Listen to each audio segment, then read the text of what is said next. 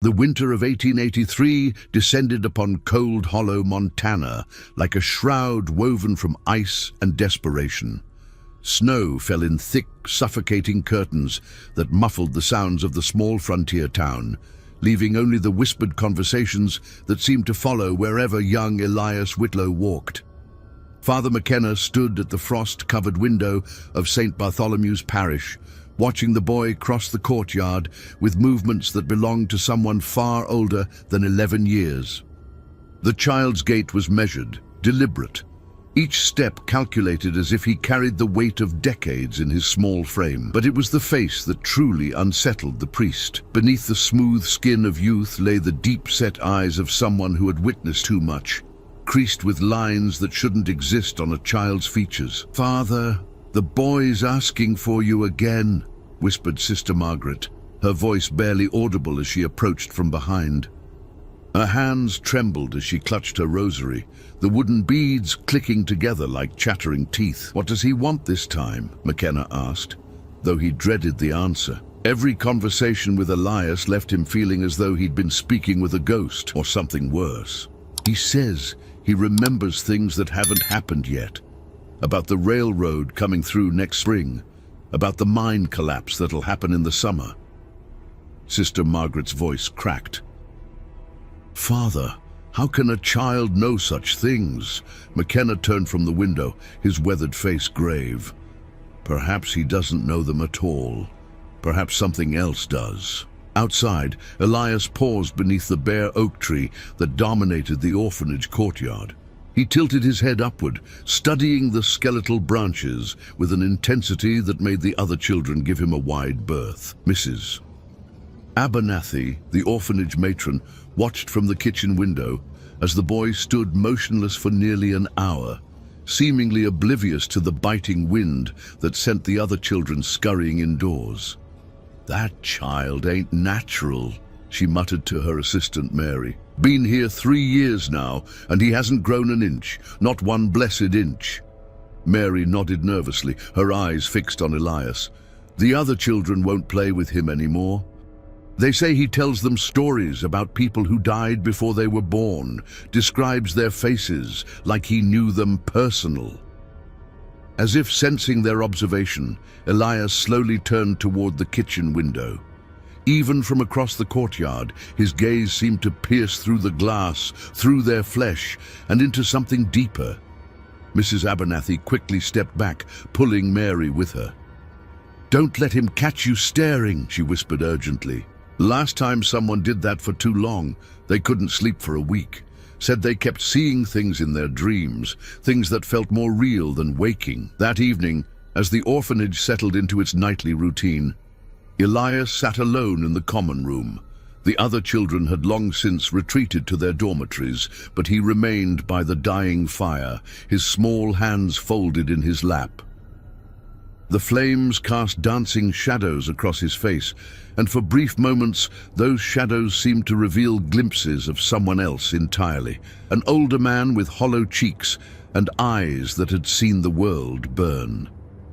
Dr. Harrison Blackwood, the town's physician, arrived just as the grandfather clock in the hallway chimed 9 times. He'd been summoned by Father McKenna, though the priest had been deliberately vague about the nature of the emergency. "Where is the patient, Doctor?"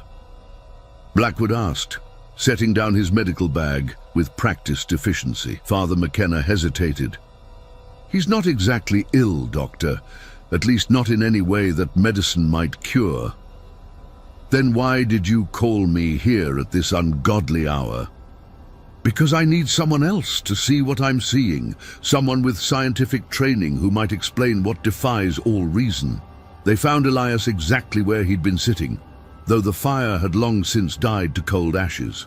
The boy looked up as they entered, and Dr. Blackwood felt his breath catch in his throat. He'd delivered this child 11 years ago, had held him as a squalling infant, red-faced and wrinkled like any newborn. But the face that regarded him now belonged to someone who had lived far longer than any child should. "Hello, Dr. Blackwood," Elias said, his voice carrying an odd formality. "I've been expecting you." Expecting me. The doctor's hand instinctively moved toward his medical bag. How could you possibly? Because you delivered me on March 15th, 1872, during the worst blizzard Cold Hollow had seen in 20 years. My mother died 3 hours later from blood loss, and you blamed yourself for not being able to save her. Elias's voice remained eerily calm. You still dream about her sometimes, about the choice you had to make. Dr. Blackwood staggered backward, his face draining of color. That's impossible. You were barely conscious when... How could you remember? I remember everything, Doctor. Every moment since I drew my first breath, and many moments from before that, too. Father McKenna stepped forward, his voice shaking. Elias, what are you? The boy turned those ancient eyes toward the priest, and for a moment, something like sadness flickered across his features. I'm what happens when something that should have died refuses to let go, when a soul gets lost between one life and the next.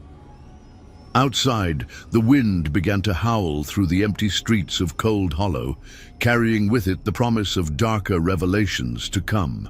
And in the orphanage common room, 3 people sat in the growing darkness, each beginning to understand that they were in the presence of something that challenged the very nature of life and death itself. The boy who never aged had finally begun to speak his truth, and Cold Hollow would never be the same. 3 days after Dr. Blackwood's unsettling encounter with Elias, Jeremiah Morse arrived in Cold Hollow with his traveling photography studio. The photographer had built his reputation capturing the faces of frontier families, preserving their likenesses in silver and glass for posterity. His wagon, loaded with cameras, chemicals, and photographic plates, drew curious crowds wherever he stopped. Morse was a methodical man, tall and lean with fingers permanently stained by developing chemicals. He'd photographed everyone from cattle barons to outlaws and prided himself on never having met a subject he couldn't capture. That confidence would prove to be his undoing. I hear you've got yourself quite the curiosity here, Morse said to Mayor Cornelius Webb as they stood outside the town hall. A boy who doesn't age, they say. Sounds like exactly the sort of thing that would make for a remarkable photograph. Mayor Webb shifted uncomfortably, his thick mustache twitching with nervous energy. Now, Mr. Morse, I'm not sure that's such a wise idea. The boy, well, he's not like other children. All the better, Morse replied with a confident grin. Unusual subjects make for the most compelling portraits. I once photographed a woman in Denver who claimed she could speak to the dead. Turned out to be nonsense, of course, but the photograph sold copies all across the territory. Did. What Mayor Webb didn't tell the photographer was that 3 other traveling picture takers had attempted to photograph Elias over the past 2 years. The first had fled town in the middle of the night, leaving behind his equipment and muttering about shadows that moved wrong. The second had suffered a complete nervous breakdown after developing his plates, claiming the images showed not a boy, but a succession of different faces, each older than the last. The third had simply vanished, his wagon found abandoned on the outskirts of town with all his photographic plates shattered. That afternoon, Morse set up his equipment in the orphanage parlor, a room with large windows that provided excellent natural light. Mrs. Abernathy had reluctantly agreed to the session, though she insisted on remaining present throughout. The boy's been acting stranger than usual, she confided to Morse as they arranged the furniture. Yesterday, I found him standing in the cellar, staring at the wall and talking to someone who wasn't there. When I asked him about it, he said he was having a conversation with the previous owner of the building, a man who died 15 years before Elias was even born, Morse waved dismissively. Children have active imaginations, Mrs. Abernathy, nothing more. When Elias entered the parlor, Morse felt his first moment of genuine unease. The boy moved with an odd, shuffling gait that reminded the photographer of his own grandfather in his final years. But it was the eyes that truly disturbed him, ancient knowing eyes that seemed to catalogue every detail of the room with the precision of someone who had seen it all before. "You want to take my picture?" Elias said, settling into the ornate chair Morse had positioned near the window. It wasn't a question. "That's right, son. Just sit still and look toward the camera." "This won't take but a moment." Elias tilted his head slightly, studying the large camera with its brass fittings and black cloth hood. "The last man who tried to photograph me saw things in his pictures that weren't supposed to be there. Things from other times, other places." "Superstitious nonsense," Morse muttered, though his hands trembled slightly as he adjusted the camera's focus. "Photography is science, not magic." "Science," Elias repeated thoughtfully. "Yes, I suppose it is. But science can reveal truths that people aren't prepared to see." Morse ducked beneath the camera's hood, peering through the ground glass to frame his shot. What he saw there made him gasp and stumble backward. Instead of the boy sitting in the chair, the image showed an elderly man with hollow cheeks and wild white hair. The figure's mouth was moving as if speaking, though no sound emerged. "What in God's name?" Morse whispered, rubbing his eyes and looking again. This time, the image showed Elias as he appeared in the room, a small boy with an unnaturally aged face. "Are you ready to take the photograph, Mr. Morse?" Elias asked, his voice carrying an odd note of sympathy. With shaking hands, Morse inserted a photographic plate into the camera and removed the lens cap. The exposure would take nearly 30 seconds in the dim afternoon light. As the seconds ticked by, he noticed that Elias never blinked, never moved, never even seemed to breathe. The boy sat with the stillness of a corpse, his eyes fixed on some point beyond the camera. When the exposure was complete, Morse quickly capped the lens and removed the plate. "There," he said, trying to inject confidence into his voice. "That should do nicely. You should develop it immediately," Elias suggested, "before the image has time to change." Morse set up his portable darkroom in the orphanage's storage closet, hanging heavy curtains to block out all light. By the glow of a red-filtered lantern, he began the delicate process of developing the glass plate. As the image slowly emerged in the chemical bath, Morse felt his blood turn to ice. The photograph showed not one figure, but dozens. Elias sat in the center, but surrounding him were the ghostly images of other people, men, women, and children of various ages, all with the same ancient eyes. Some appeared to be from different time periods entirely, their clothing spanning decades or even centuries.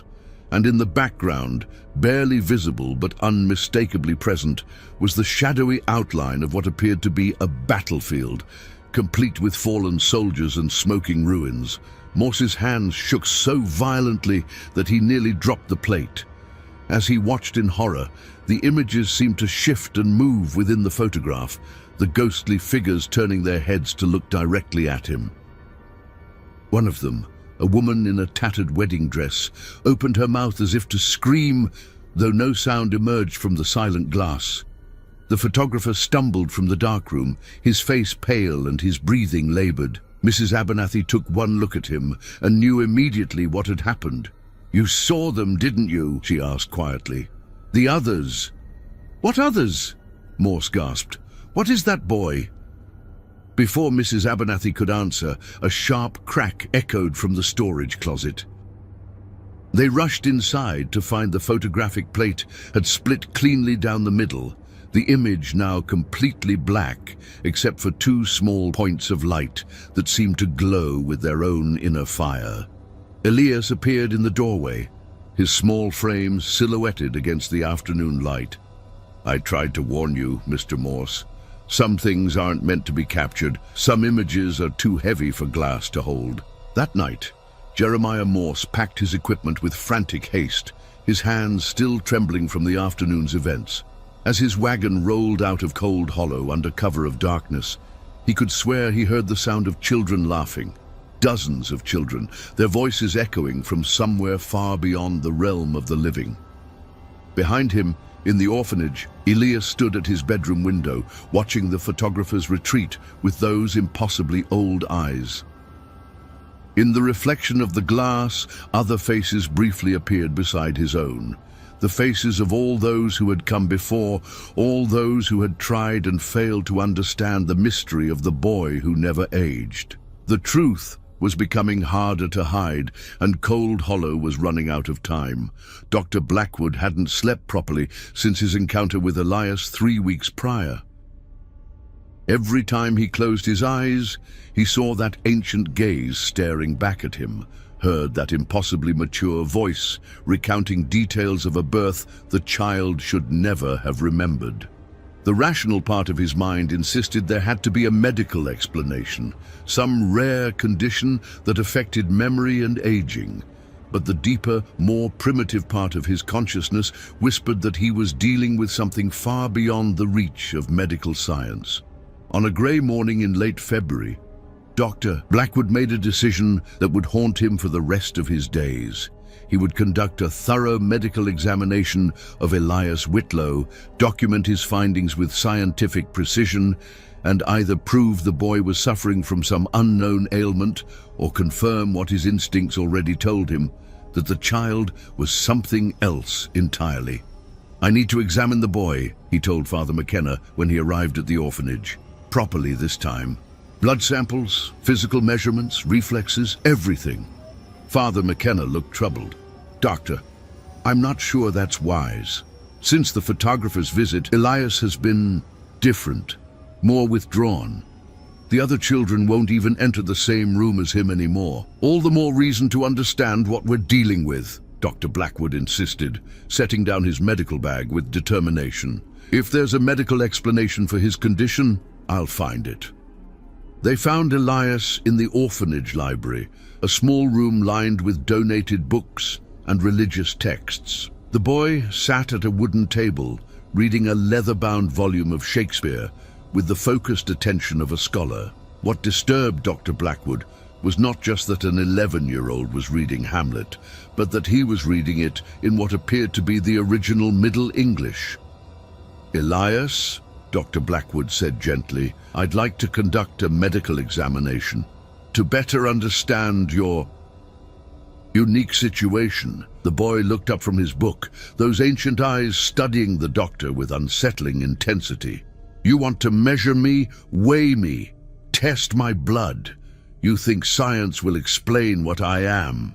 "Science explains everything, eventually," Dr. Blackwood replied, though his voice lacked conviction. Elias closed the book carefully, his small fingers tracing the worn leather cover. "Very well, doctor, but I should warn you, some knowledge comes with a price. Are you prepared to pay it?" The examination took place in the orphanage's small infirmary, a sterile room that smelled of carbolic acid and fear. Dr. Blackwood began with basic measurements, recording Elias's height, weight, and vital signs. What he discovered defied all medical understanding. The boy's height and weight were exactly what they had been 3 years ago when Dr. Blackwood had last examined him. Not a single inch of growth, not a single pound gained or lost. His pulse was steady but unnaturally slow, beating only 40 times per minute. His body temperature registered at 94 degrees Fahrenheit, several degrees below normal, yet he showed no signs of hypothermia. "How do you feel, Elias?" Dr. Blackwood asked as he listened to the boy's heart through his stethoscope. "Any pain, discomfort, unusual sensations?" "I feel old, doctor, tired in a way that sleep cannot cure. Sometimes I remember being other people, living other lives. A soldier in a war that hasn't happened yet, a woman dying in childbirth in a place I've never been, an old man watching his grandchildren play in a garden that doesn't exist." Dr. Blackwood's hand trembled as he made notes. These could be symptoms of a neurological condition, perhaps some form of temporal lobe epilepsy, causing false memories and... "They're not false," Elias interrupted quietly. "They're echoes. Fragments of lives that got tangled up with mine when I should have died but didn't." The doctor moved on to testing reflexes, shining a light into Elias's eyes to check pupil response. What he saw there made him drop his medical light, the instrument clattering to the floor. For just a moment, reflected in the boy's pupils, he had seen, not the examination room, but a vast, dark space filled with countless other eyes, all of them watching, all of them waiting. "What did you see, Doctor?" Elias asked, his voice carrying a note of genuine curiosity.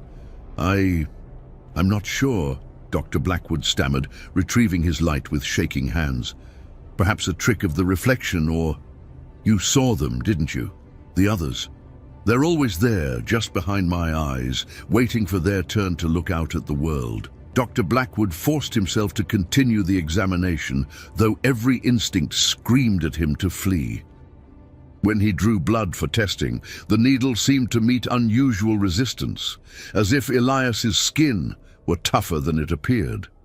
The blood itself was darker than normal, almost black in the dim light of the infirmary.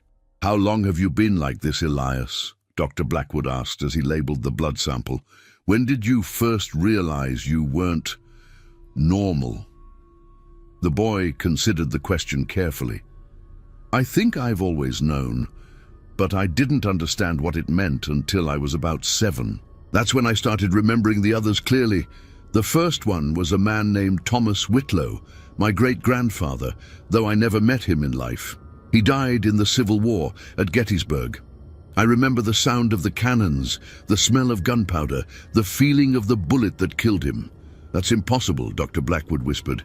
"Genetic memory doesn't work that way. You can't inherit specific experiences from—" "I'm not inheriting them, Doctor. I'm collecting them. Every Whitlow who has died with unfinished business, with regrets or unfulfilled promises, they find their way to me.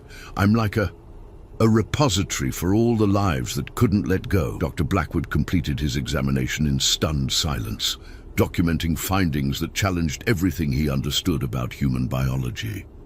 When he tested Elias's blood under his portable microscope later that evening, he discovered cells that appeared to be in various stages of age, some young and healthy, others ancient and deteriorated, all existing simultaneously in the same sample. The boy's X-rays, taken with a new portable machine Dr. Blackwood had acquired from Denver, revealed bone density consistent with someone in their 80s, yet the bones showed no signs of the wear and tear that should accompany such age. It was as if Elias's body existed in multiple states of being at once, young and old, living and dying, present and past. That night, Dr. Blackwood sat in his study, staring at his notes and trying to make sense of what he had discovered. According to every medical test he had conducted, Elias Whitlow was simultaneously an 11-year-old boy and an ancient being carrying the accumulated experiences of generations. As he pondered the implications of his findings, a soft knock came at his door. Dr. Blackwood opened it to find Elias standing on his doorstep, despite the fact that the orphanage was more than a mile away and the boy should have been asleep in his dormitory. "You're wondering how I got here," Elias said, stepping into the warm light of the doctor's home. "The truth is, I'm not entirely sure myself. Sometimes I'm in one place and then I'm in another. The boundaries aren't as solid for me as they are for most people." "What are you, Elias?" Dr. Blackwood asked, his voice barely above a whisper. The boy settled into a chair by the fireplace, looking for all the world like an old man seeking warmth for his aching bones. "I'm what happens when death makes a mistake, Doctor. When someone who should have passed on gets caught between worlds. I died the day I was born. You know this, even if you've tried to forget. My heart stopped for nearly 10 minutes. But something pulled me back, something that wouldn't let me go. That's medically impossible. Brain death occurs after—" "I know what should have happened," Elias interrupted gently, "but what should happen and what does happen aren't always the same thing. I came back, but I brought others with me. Every Whitlow who had died with unfinished business found a way to anchor themselves to my life. I'm not just Elias Whitlow, I'm all of them, living through me, experiencing the world through my eyes." Dr. Blackwood sank into his own chair, the weight of this revelation crushing down upon him. How many? 17 so far, but more keep coming. Each time someone in my family line dies with regrets, with things left undone, they find their way to me. And I remember everything they experienced, feel everything they felt, their joys, their sorrows, their deaths, all of it becomes part of me. Outside, the wind howled through the streets of Cold Hollow, carrying with it the promise of more revelations to come. Dr. Blackwood realized that his scientific examination had answered none of his questions and had instead opened doors to mysteries that human understanding was never meant to explore. The boy who never aged was not just a medical anomaly. He was a walking violation of the natural order, a living repository for the dead who refused to rest. And Cold Hollow was about to learn that some secrets are too dangerous to keep hidden. Father McKenna had served God faithfully for 37 years, ministering to frontier communities where faith was often the only thing standing between civilization and chaos. He had delivered last rites to dying miners, married young couples in the shadow of Indian raids, and baptized children who might not live to see their first birthday. Through it all, his faith had remained unshakable until Elias Whitlow came into his life. The crisis began on a Sunday morning in early March, when Elias appeared at morning mass for the first time in months. The boy slipped into the back pew just as Father McKenna began his sermon, and immediately the atmosphere in the small church changed. The other parishioners shifted uncomfortably. Mothers pulled their children closer, and several families quietly excused themselves before the service was half finished. Father McKenna tried to continue his sermon about redemption and eternal life, but the words felt hollow in his mouth. How could he speak of God's plan for salvation when sitting before him was a child who seemed to exist outside that very plan? Every time he glanced toward the back pew, he saw those ancient eyes watching him with an expression that might have been pity. After the service, as the last of the congregation hurried away, Elias remained seated. Father McKenna approached him slowly, his hands trembling slightly as he gripped his prayer book. "You've been avoiding church, my son," the priest said, settling into the pew beside the boy. "I haven't been avoiding it, Father. I've been waiting for the right time to have this conversation." Elias's voice carried that same unsettling maturity that had haunted Father McKenna's dreams. "You've been questioning your faith because of me." Father McKenna felt his breath catch. My faith is strong. It's just that you present certain theological challenges. I present proof that your understanding of life and death is incomplete," Elias corrected gently, "and that terrifies you because it means everything you've taught, everything you've believed, might be wrong." The priest stood abruptly, pacing to the altar where a simple wooden cross hung above the communion table. "You're a child. You can't possibly understand the complexities of—" "I understand more than you think, Father. I remember being baptized 17 different times by 17 different priests in 17 different churches. I remember taking communion with hands that have held weapons in wars you've never heard of. I remember confessing sins that haven't been committed yet." Father McKenna turned back to face the boy, his face pale. "That's impossible. You're speaking of things that violate the very nature of time itself. Time isn't as linear as you believe, Father. Neither is death. Neither is the soul." Elias stood and walked to the front of the church, his small footsteps echoing in the empty space. "Would you like to know what I remember about your ordination?" "You weren't even born when I was ordained," Father McKenna protested weakly. "No, but Thomas Whitlow was there. He was a young man then, working as a carpenter in Denver. He helped build the church where you took your vows. He watched you promise to serve God with your whole heart, to minister to the faithful and comfort the dying." Elias paused at the altar, his hand resting on the communion table. "He also saw you doubt even then. Saw you wonder if you were truly called to this life or if you were just running from something else." Father McKenna staggered backward, his prayer book falling from nerveless fingers. How could you possibly know that? I never told anyone about those doubts, never spoke of them to another living soul. Because Thomas Whitlow was there, and his memories are my memories now, just as his faith became my burden to carry. Elias turned to face the priest, and for a moment his young features seemed to shift, revealing the ghostly outline of an older man's face. He died believing that God had abandoned him on that battlefield at Gettysburg. He carried that doubt with him into death, and now I carry it too. The priest sank into the front pew, his world crumbling around him. If what you're saying is true, then what does that make you? Are you blessed? Cursed? Are you a miracle or an abomination? I don't know, Elias admitted, his voice carrying a weight of sadness that no child should possess. I've asked that question 17 different times, in 17 different voices, and I still don't have an answer. What I do know is that I exist, and my existence challenges everything you've been taught about the nature of the soul.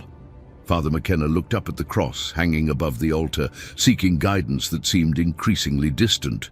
The Church teaches that the soul passes on after death, that it goes to judgment and then to its eternal reward or punishment.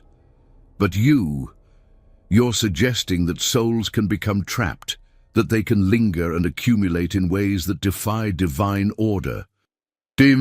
Perhaps divine order is more complex than the Church understands, Elias suggested. Perhaps there are exceptions, anomalies, cases where the usual rules don't apply. Or perhaps you're something else entirely, Father McKenna whispered, a terrible thought beginning to form in his mind. Perhaps you're not human at all. Elias was quiet for a long moment, his gaze fixed on the stained glass window that cast colored light across the altar. I've wondered about that too, Father. Whether I'm still the child who was born 11 years ago or something else wearing his face, whether the accumulation of all these souls has transformed me into something new. The priest stood slowly, his legs unsteady beneath him. I need to pray about this.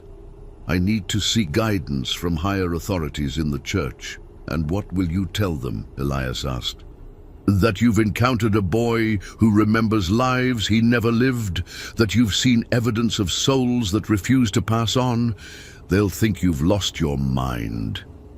Father McKenna knew the boy was right. The Church hierarchy would never accept such a report without concrete proof. And what proof could he offer? The testimony of a frightened photographer? The medical notes of a doctor who was himself questioning his sanity? The word of a frontier priest whose own faith was crumbling? There's something else you should know, Elias said, as Father McKenna prepared to leave. The reason I came to church today, the reason I've been waiting for this conversation.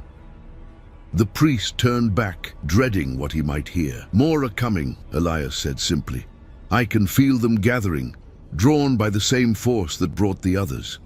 Whitlows who died in places far from here, in times yet to come. They're finding their way to me, and when they arrive, what happens when they arrive? Elias's young face was grave with ancient knowledge. I don't know. I've never carried this many souls before. I can feel myself changing, becoming something that might not be able to stay hidden much longer. The boundaries between who I am and who they were are becoming thinner. Father McKenna felt a chill that had nothing to do with the cold Montana air. What are you saying? I'm saying that Cold Hollow is about to face something it's never encountered before. Something that will test the faith of everyone in this town, including yours. Elias walked toward the church door, pausing only to look back at the priest one final time. The question is, Father, when that test comes, will your faith be strong enough to survive it? As the boy disappeared into the gray afternoon, Father McKenna knelt before the altar and tried to pray, but the words wouldn't come, and the cross above him seemed to cast shadows that moved in ways shadows shouldn't move. For the first time in his life, he wondered if God was listening at all, or if something else entirely was watching from the darkness beyond the stained glass windows. The crisis of faith that had begun with doubt was about to become something far more dangerous, a crisis of reality itself. And in the growing darkness of Cold Hollow, the boy who carried 17 souls was preparing to welcome even more into his impossible existence. The morning of March 21st, 1883, dawned grey and bitter, with a wind that seemed to carry whispers from places beyond the living world. Mrs. Abernathy discovered Elias's empty bed during her routine morning check. The covers pulled back, as if he had simply risen for the day, but there were no footprints in the frost that covered the orphanage floors, no sign that anyone had walked through the building during the night. "He's gone," she told Father McKenna when he arrived an hour later, her voice hollow with a mixture of relief and terror. "Vanished like smoke. But Father, there's something else."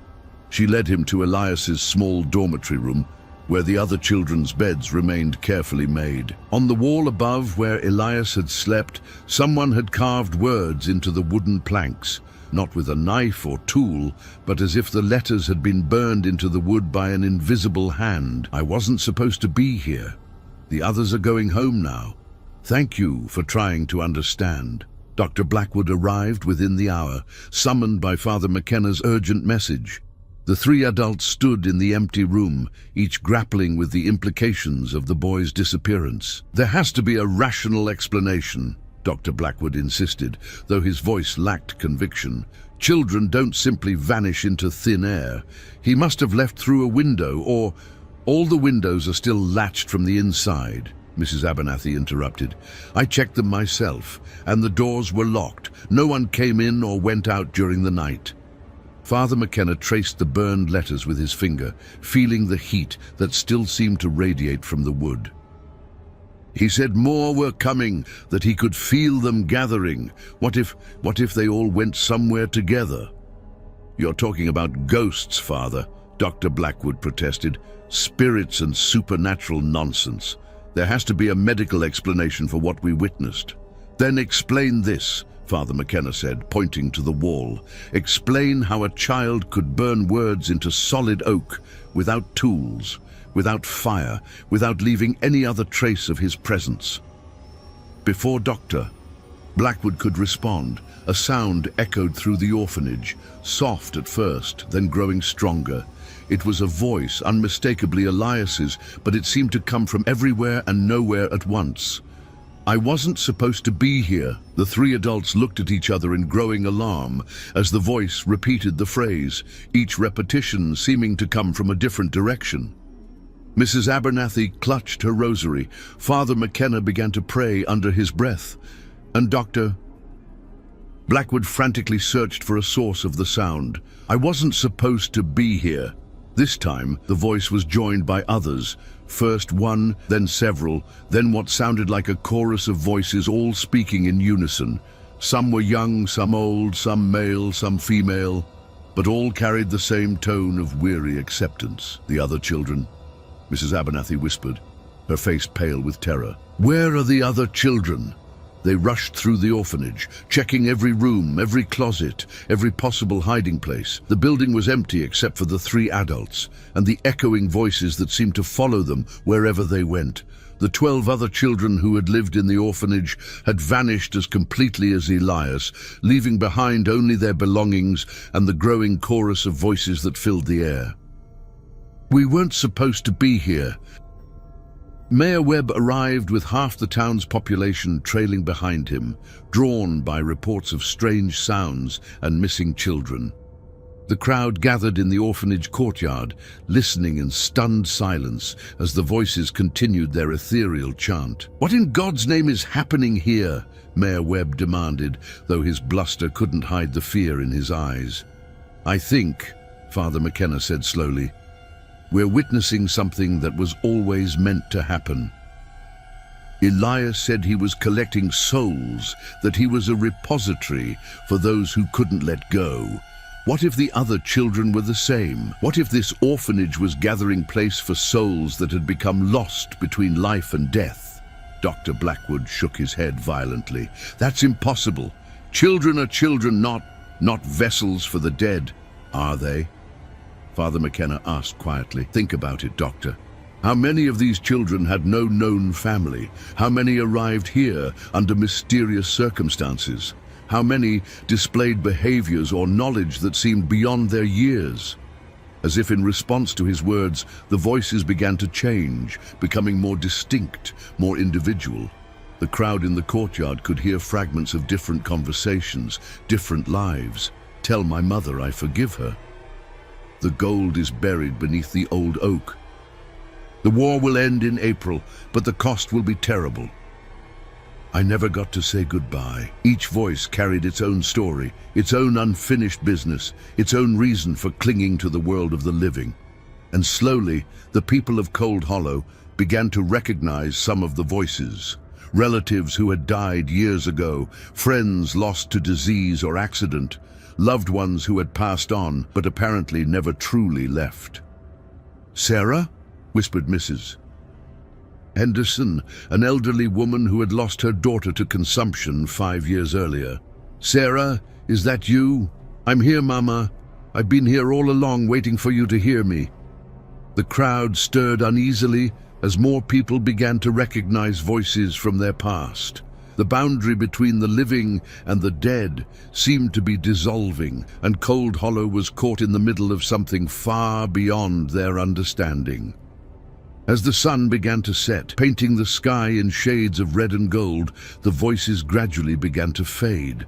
One by one, they spoke their final words.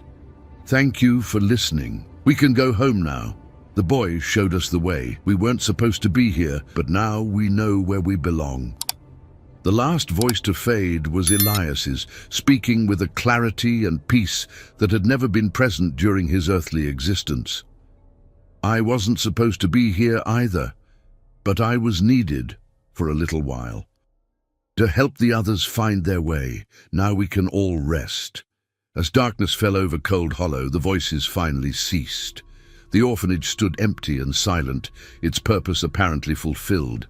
In the days that followed, the building would be abandoned, too haunted by memories and mysteries for anyone to inhabit.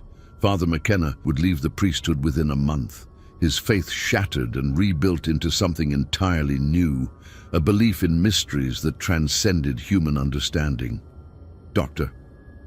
Blackwood would burn his medical notes and never speak of what he had witnessed, though he would spend the rest of his life studying cases of unexplained phenomena. Mrs. Abernathy would move to California, carrying with her the knowledge that some children are not what they seem. The town of Cold Hollow would survive, but it would never be the same. The residents would speak in whispers of the winter when the dead walked among them, when a boy who never aged showed them that the boundaries between life and death were far more fluid than anyone had imagined. And sometimes, on cold winter nights, when the wind howled through the empty streets, people would swear they could still hear an echo, soft and distant, but unmistakably real. "I wasn't supposed to be here." It was the voice of a boy who had carried the weight of 17 souls, who had served as a bridge between worlds, and who had finally found peace in letting go. The macabre silence around Elias Whitlow had been broken at last, replaced by the eternal quiet of souls finally at rest. But in Cold Hollow, Montana, some silences are louder than screams, and some echoes never truly fade away.